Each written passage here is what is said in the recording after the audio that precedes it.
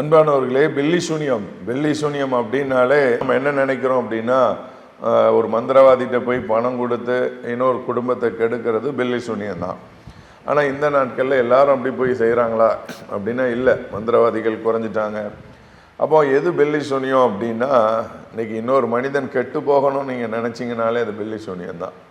இவன் வாழ்க்கையில் முன்னேறக்கூடாது, இவன் நல்லா இருக்கக்கூடாது அப்படின்னு நீங்கள் நினைக்கிறீங்க அப்படின்னாலே அது பில்லி சூனியம் தான்.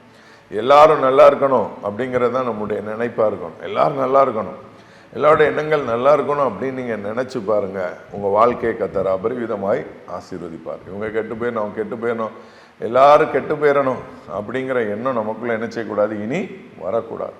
எல்லாரும் நல்லா இருக்கணும்னு முடிவு பண்ணுங்கள், நம்ம நல்லா இருப்போம். நான் மட்டும் நல்லா இருக்கணும், எல்லாரும் கெட்டு போகணும் அப்படின்னு நினச்சா நம்ம கஷ்டப்படுவோம். ஸோ இந்த நாள்லேருந்து நம்முடைய எண்ணத்தை மாற்றுவோம். எல்லாரும் நல்லா இருக்கும்னு நினைப்போம். நீங்களும் நல்லா இருப்பீங்க, நானும் நல்லா இருப்பீங்க. God bless you.